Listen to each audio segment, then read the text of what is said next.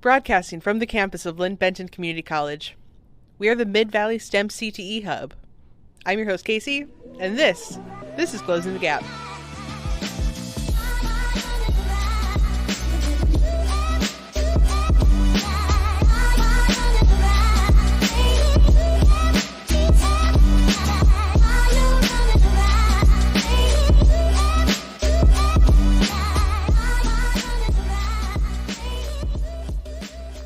All right, welcome back, listeners, to Closing the Gap.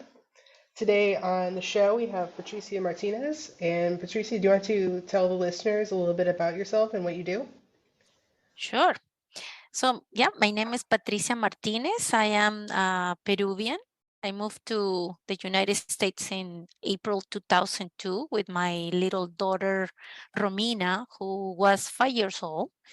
So, my whole family is still in Peru. I have my mom, brother, and sister still living in Lima, the capital of Peru.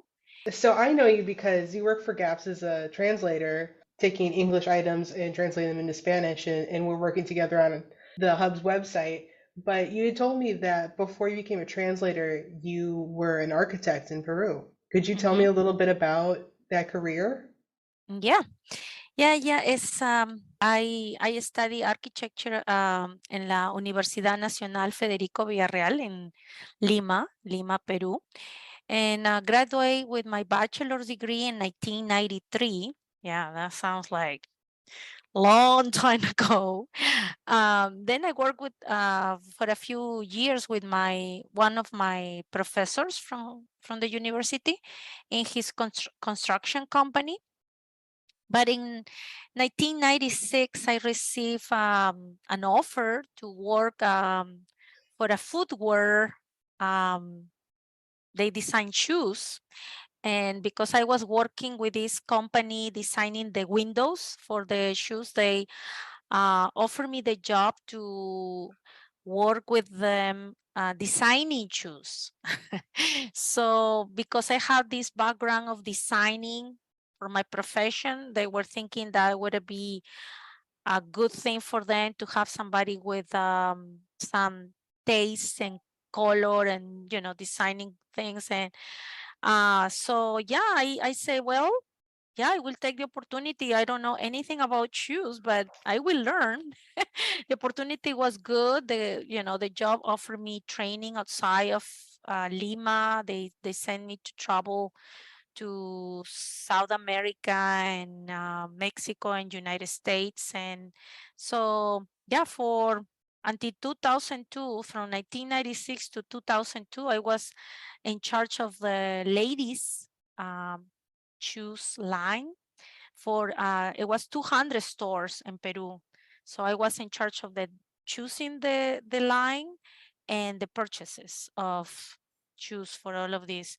So it was very interesting. I think the part that I love about that is that I use my design, knowledge and color and shapes. But it was very interesting job. That's quite a crossover between architecture and shoe design. Do you have a favorite type of shoe? Really, I love shoes. I think the person who offered me this position was because she probably saw me every day in the office with, something different or. But my life changed so much that now I love my tennis shoes. Sure. Yeah, a good pair of sneakers. Yeah, for sure. Uh, so were you able to keep working as a designer or an architect once you got to the States? No, unfortunately, no. I couldn't work as an architect in United States because having a degree outside of this country, there were so many requirements to be able to validate my courses and credits. So at that time that I moved, I supposed to go back to as an international student, and really it wasn't in my budget to pay for international student. I think my priorities were to raise my daughter. I was 32 when I moved, so and I know is, I always say that is no time for you to start a new profession or anything like that, but it was just very my English was very limited too, so it was other steps that I need to do before I was able to think even to go back to study, you know. Hmm, for sure. Mhm. So was this like a welcome switch of careers, or how did you even begin doing the translating work that you do now? Yeah, well, the first thing was for me the language barrier, no? So I went to Lane Community College in Eugene because that was the first city that I moved from Lima, Peru to Eugene, Oregon. Wow. Big Yeah. change, no? Lima was 11, it was they have 11 million people. And I moved to Eugene, Oregon with 300,000. So it was interesting. Um, so first I went to study English as a second language for 2 years. I graduated in 2004.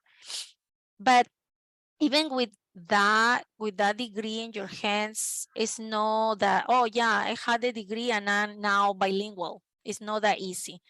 I think the language acquisition needs practice and needs put yourself in the vulnerability position to make mistakes even now after all of these years.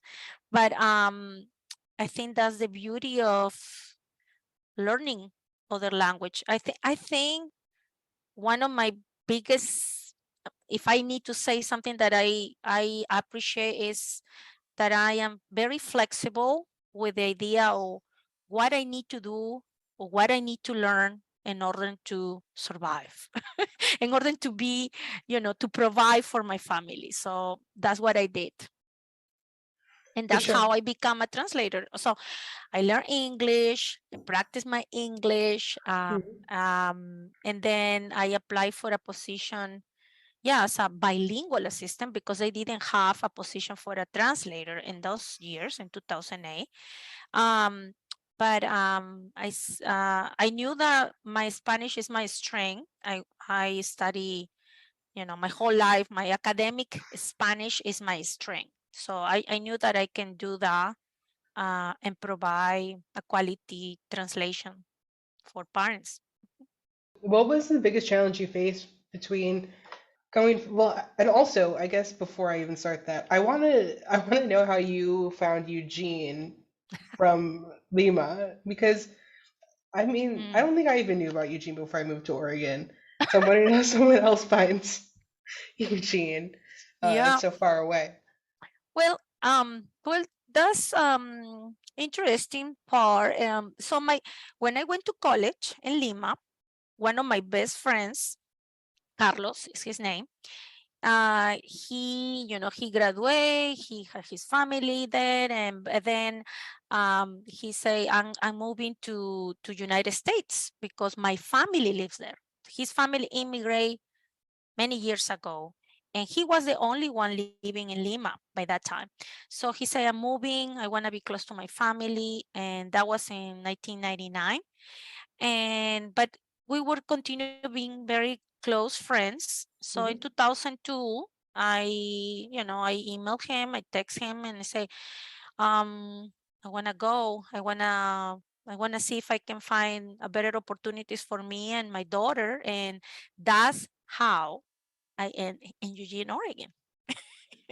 I Nice. was I was in United States and other states before. I went to Florida, Miami Hmm. specifically, or in Nevada, Las Vegas, because I was traveling for this company that sent me to, you know, train me in the choose war. So that's why I was able to travel, to United States, but no specific to Oregon. So, what were some of your biggest challenges, not only in your career, in this career shift, but coming to a new country and having to learn the language and retrain into another career?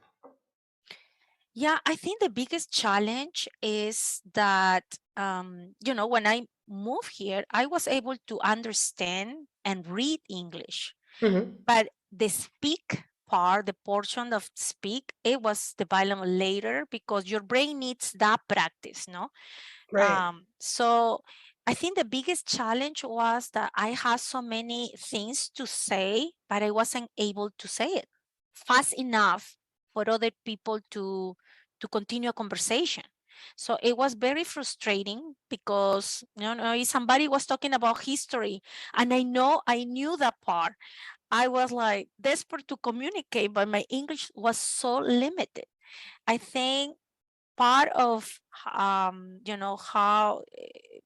I developed my English skills was because I was so frustrated with myself that I knew about the subject but I couldn't say it, that I was determined to express my ideas and what I knew, or so I think that was the biggest challenge for me. And Totally. some cultural choking too sometimes. People ask me what part of Mexico was Peru. Oh uh, w- man. yes, so I say, I explain the whole map. This is South America, this is Central America, this is North America, and for a few times I explained that to people who ask me where I'm from, and but later, it was just so many times that I say south, very south. What is Peru? South to Mexico. So That yeah, sounds like it'd get frustrating. yeah, because I don't know. It's maybe the geography, is not a big is not a big subject here, in schools. Thing that I think is important, because um when you learn about other countries, when you learn about other cultures, is when you appreciate people all For over the sure. world. Yeah. So, but that's what I experienced in those years. Probably in 2002, it was many less Latinos than now. But yeah, but it was uh, something that is good. That like I it was very interesting to me. Like people didn't know about um, Peru. For sure. It's a Um, it's a pretty big country. It's hard to yeah, miss. yeah. They knew a little bit about things, but no about where it was the location. Earlier, you had mentioned being able to provide quality translations to families. Can we discuss the importance of translation work in our school systems? Yeah, as a mom, in the other side, no, I was the mom who had limited English, but I was anxious to participate in the education of my daughter. So I was part of that group. So for me, it was very important to receive a quality translation. I received, during the time that Romina was in school, she was lucky. She was in a school that provide translations, but and most of the time the quality of the translations were good. They try, they have a secretary who can answer my questions in Spanish. And I was a little anxious mom because I knew that this is a different world, not only for me but for my daughter. Of course, kids learn other languages very fast. No, for her it took 6 months and she was fluent. For me, it took longer than that. But it was very important, and I just feel, sometimes if I receive something that it wasn't clear to me, or has some, spelling mistakes, I just feel a little, like they didn't value myself. mm, mm, they didn't value me, or my opinion, because it's I think it would be the same if somebody receives something in English that is poor quality with a lot of errors, mistakes, and sometimes those mistakes take you to information that is not correct, no? Right, So, totally. so I was like, like sometimes when I receive those kind of poor quality translations, I was just feeling, or somebody didn't pay attention to this or didn't take the time to proofread this document, or it was just like I feel a little insulted, to tell you the truth. Like, okay, so that means that because I speak this language, I am not going to realize that these are big mistakes, and so I was in the other side. So for me, it's very important, and that people make mistakes, but in our school district, we try to make sure that if I translate something, there is another person who can proofread my document, and vice versa, Hmm. because it's language, no? And sometimes you can be confusing for some words or something, or maybe there is a better way to say something, no? Right.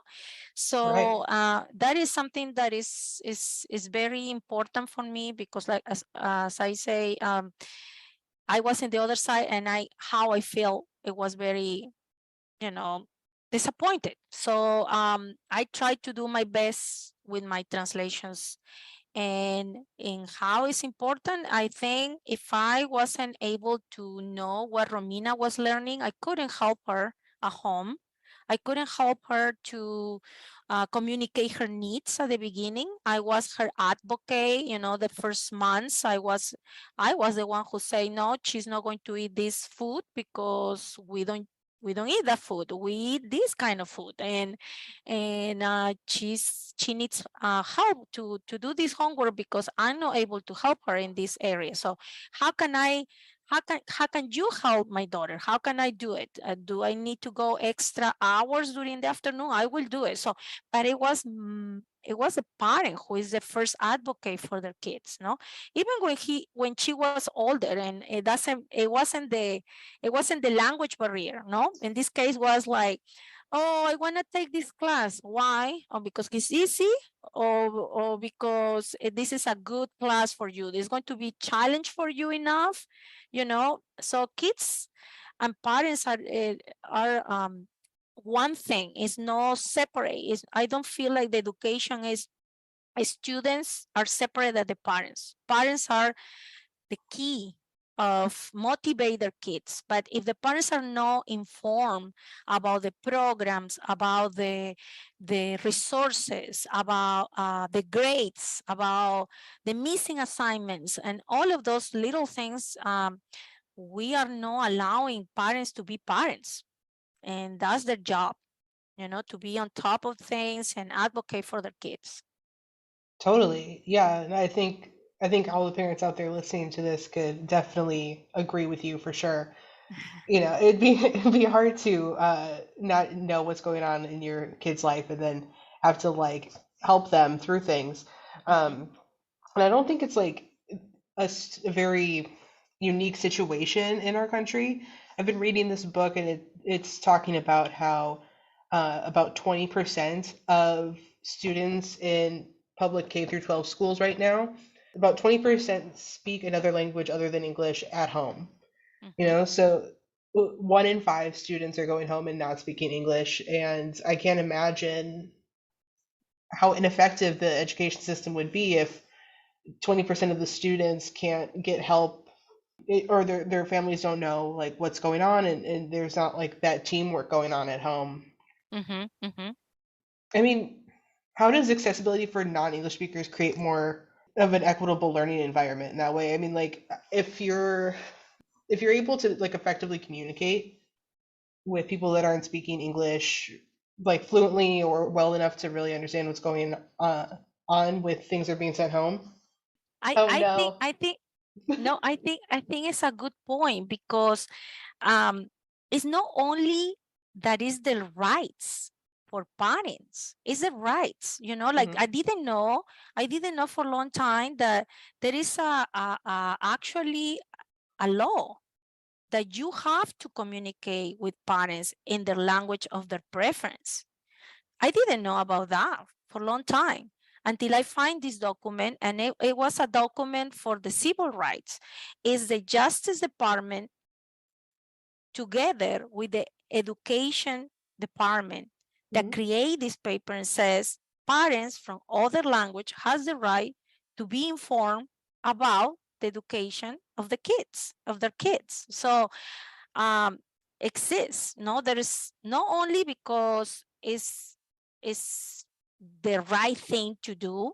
No, if you're a teacher, if you are an administrator, is because it's a law.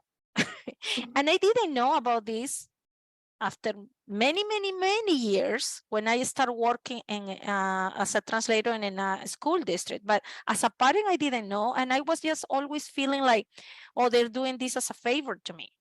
But it's not really a favor. This is something that is by law, civil rights, and Justice Department and Education Department write this document. So, and besides that, we want the parents being our partnership. No, if you are a teacher, if you are an administrator, you want the parents be your best partnership with education, because what you want is kids being successful in school. So you cannot have a partner if you don't communicate with a partner properly.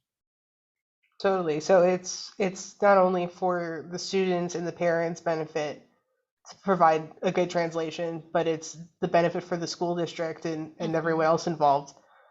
If you have like a school that's performing better, they usually get better funding, right? And get more attention in that way. So and everything is one thing. Yeah. And then you're going to have successful students. You're going to have good citizens in the end.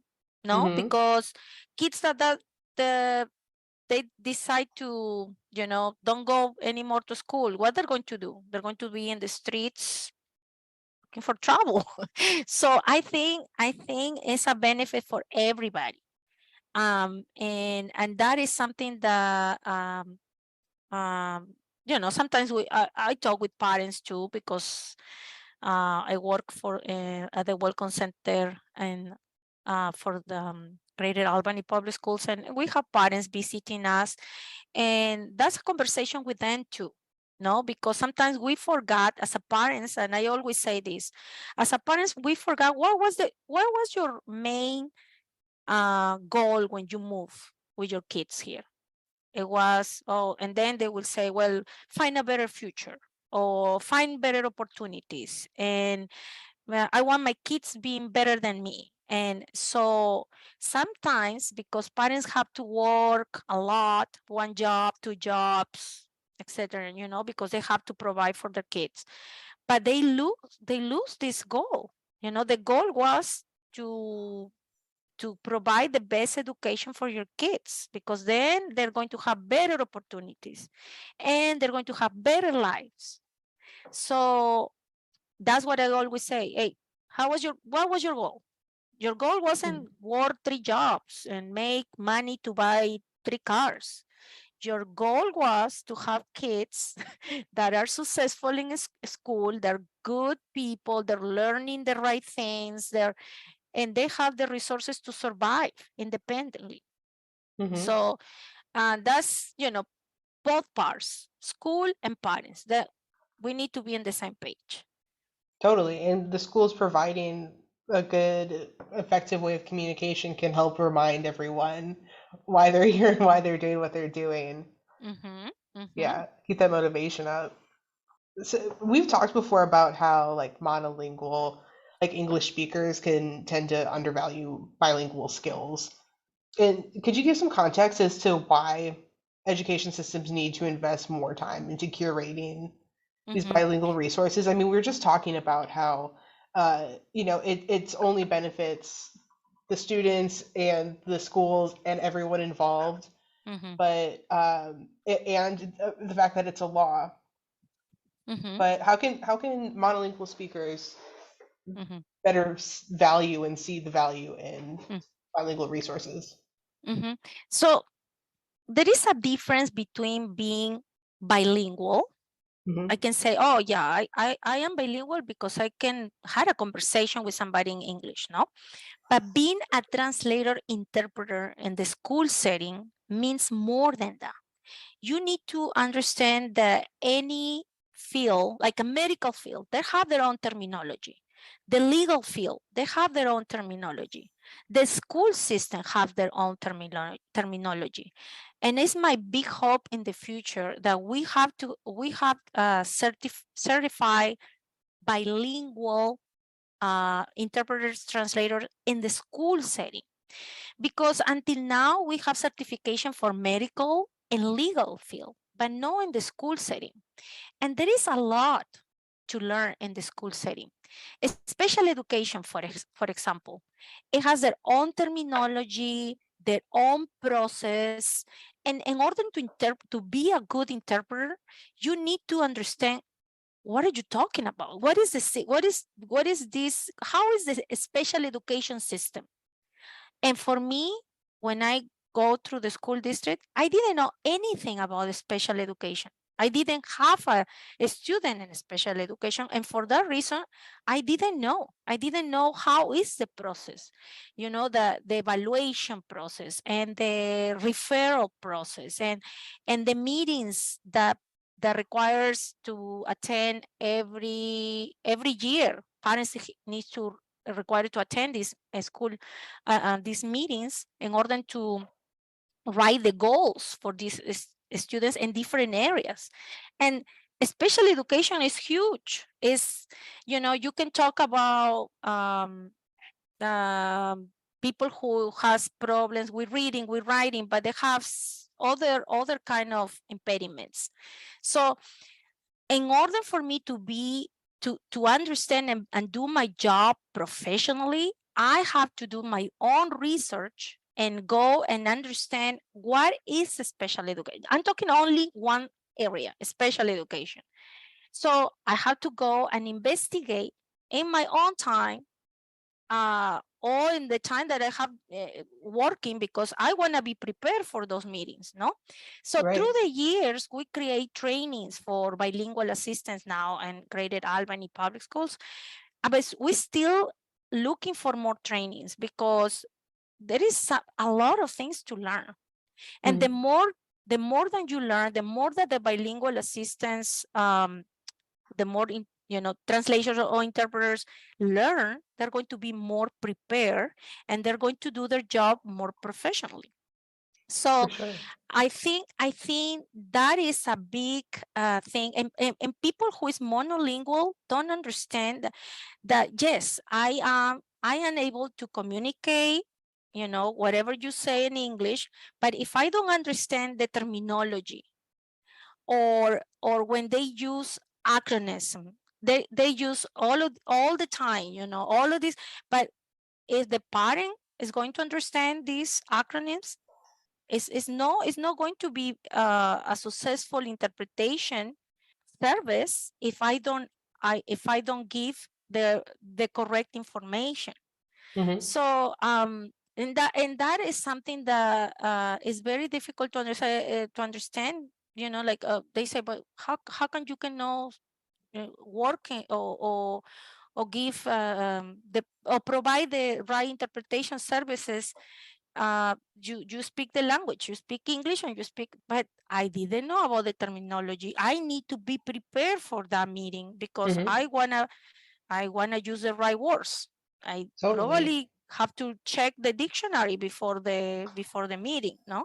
Yeah, and it's the fun part of this profession is that because we translate all the programs, all the letters, so we know everything. We Mm-hmm. know exactly what is going on in the school because we're translating constantly about, what happened in this school and what is this program about, or what are the resources that we are providing from. So it's a very interesting job. I learn every day.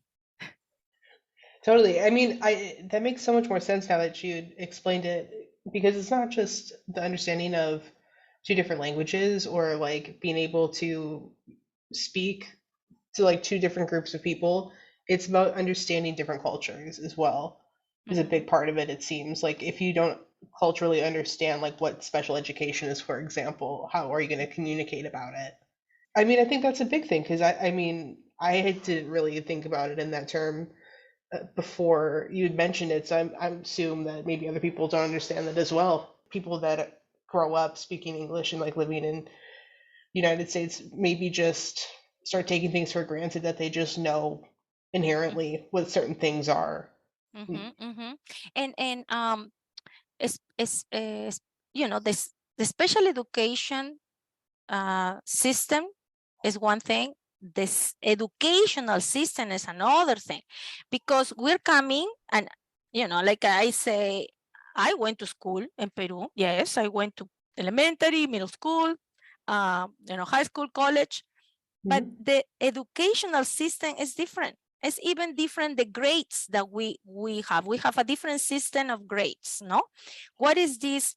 How we learn how to read and write in Spanish is totally different how to learn read and write in English, no? Mhm. Uh, we have different alphabet, very similar, but it's different sounds, it's different. It's different, and it was very helpful for me to uh, in Romina's case, her actually kindergarten teacher, she was trilingual. Oh So wow. I was very lucky. She was so helpful with me. I volunteered many times in her kindergarten class, just because I want to know how is the educational system, how they teach English, because when you learn English as an adult, it's very different than when you learn English as a child. For sure. So very I was lucky in that way, no? The teacher was very open to have me in the class, volunteering and learning at the same time of the educational system. That's great. What an awesome resource. What do you think can be done to help non-English speaking families and students become more aware of careers in STEM and skilled trades?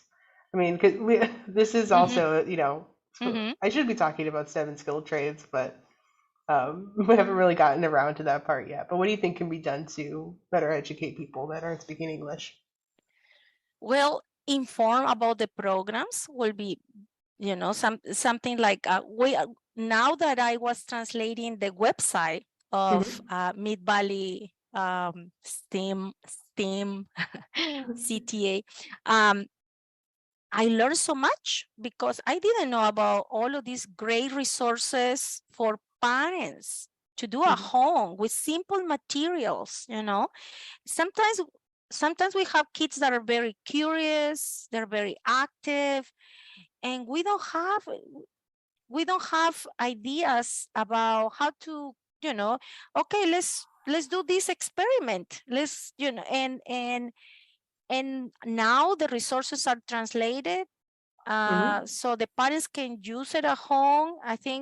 Uh, I think what we need is more promotion about these resources, because the resources are already there in Spanish, but what we need is the parents to know about these resources, where to find these resources, and don't be afraid to email the director of Mid Valley, because she speaks Spanish, so she can answer questions. So um, I think I wish I could have these resources when Romina was little, because she was a very curious kid, and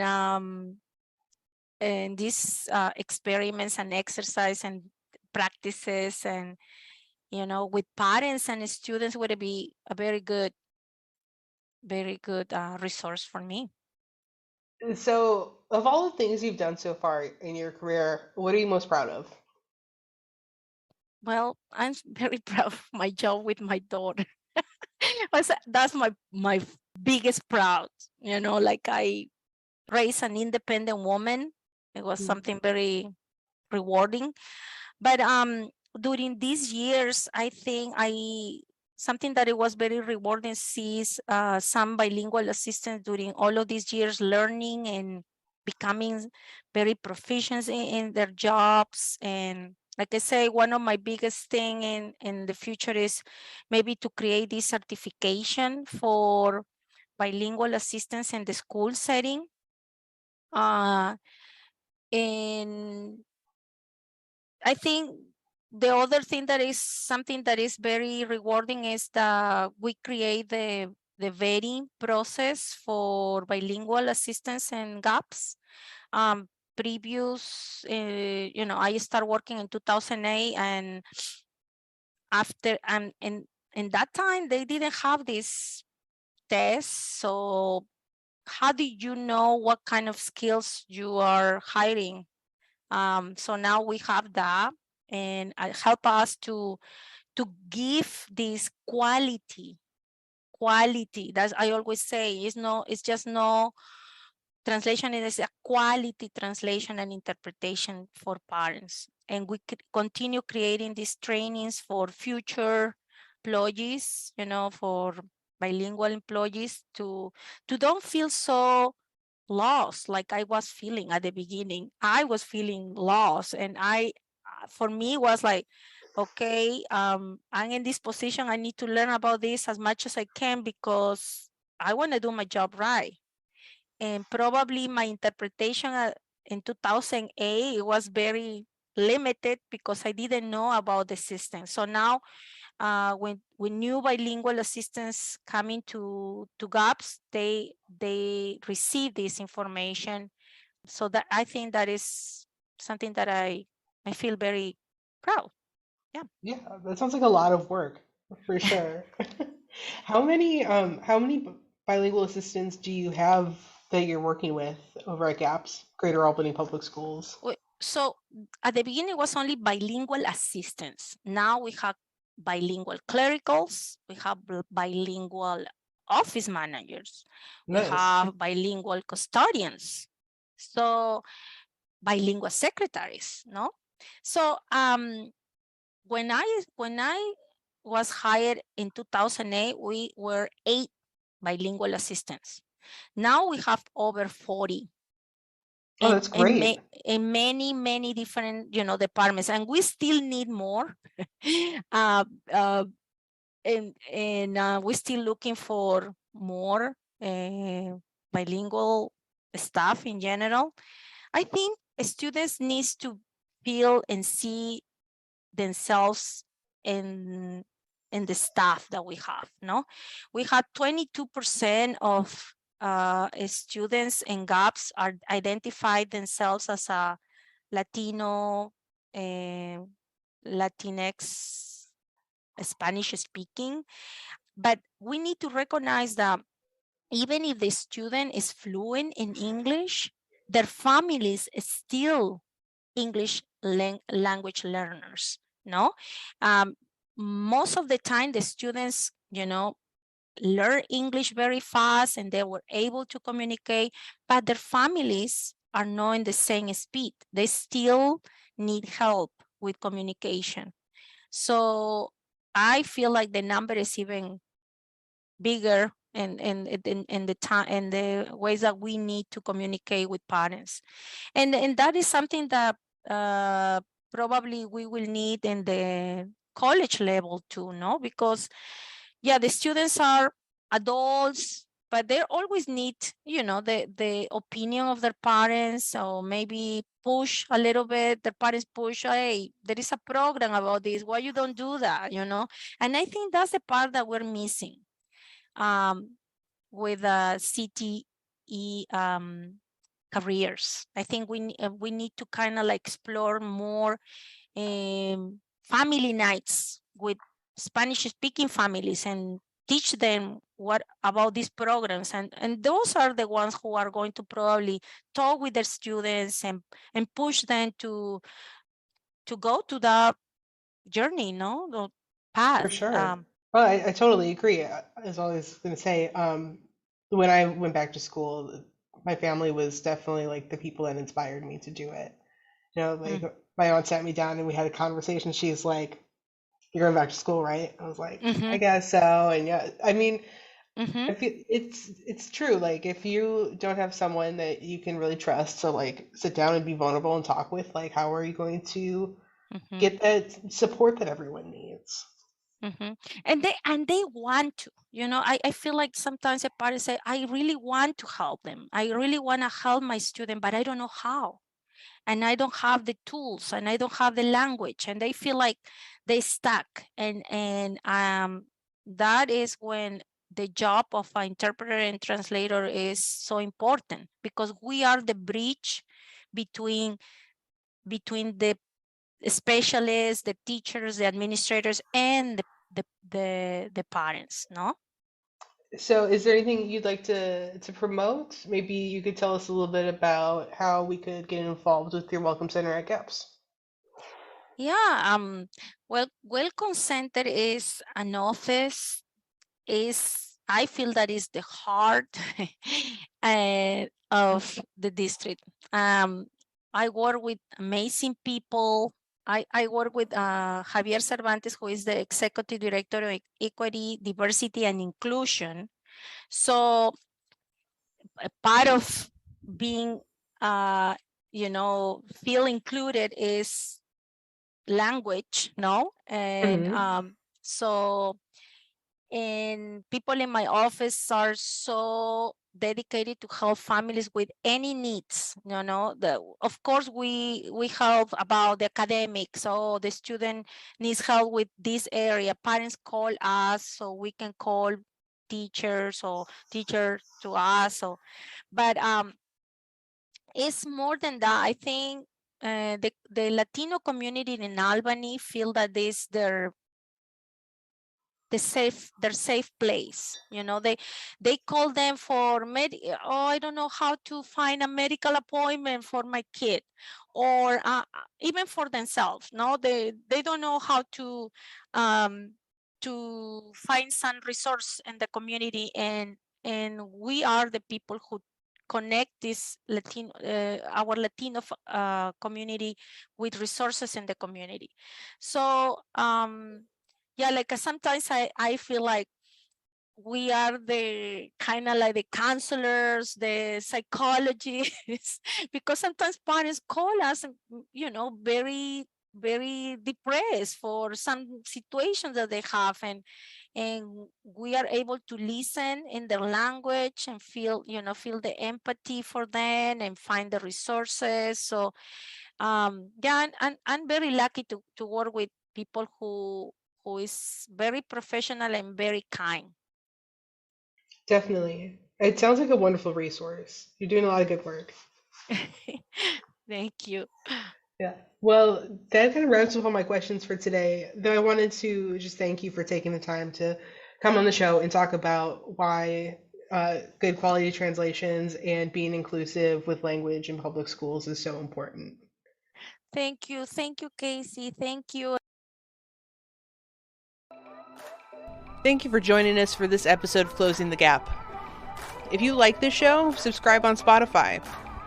You can also find us on Instagram at MV-STEM-CTE, on Twitter at Mid-Valley STEM, and online at midvalleystem.org. Until next time, keep progressing.